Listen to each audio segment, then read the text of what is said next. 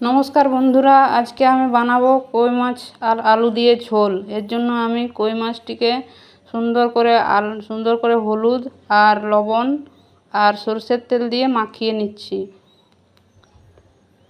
যেগুলো আঁশ ছাড়া মাছ হয়, যেমন ট্যাংরা মাছ, মাগুর মাছ, কই মাছ, এগুলো অনেক তেলে দিলে ভাজার সময় অনেক ফাটতে থাকে, তাই এগুলোতে একটু সরষের তেল মাখিয়ে দিলে আর ফাটে না। ওই জন্য আমি একটু সরষের তেল দিয়ে দিচ্ছি।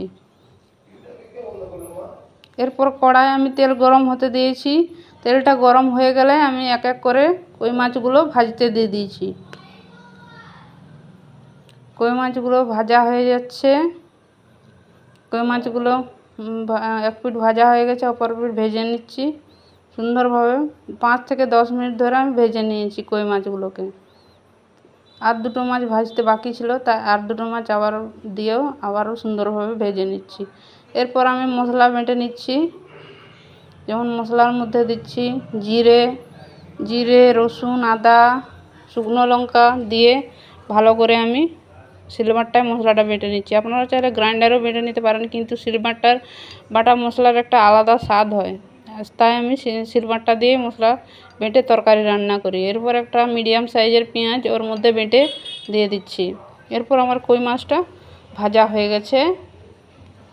এরপর আমি তেলের মধ্যে আলুগুলো, একটা মিডিয়াম সাইজের আলু ভেজে নেব।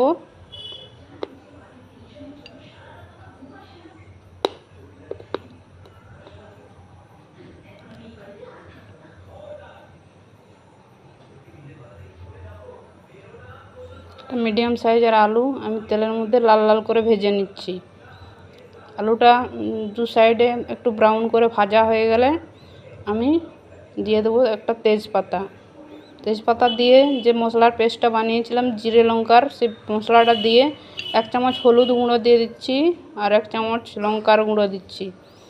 দিয়ে আবারও খুব সুন্দর করে কষিয়ে নেব মশলাটা যতক্ষণ পর্যন্ত না তেল ছেড়ে আসে। তারপর আমি আলুগুলো দিয়ে পরিমাণ মতো জল দিয়ে দেবো। আলুগুলো সিদ্ধ হওয়া অবধি জল দিয়ে দেবো। আর একটু ঝোল ঝোল করে রান্না করব, তাই একটু বেশি পরিমাণে জল দিচ্ছি। এরপর আমি দিয়ে দিচ্ছি নুন, দিয়ে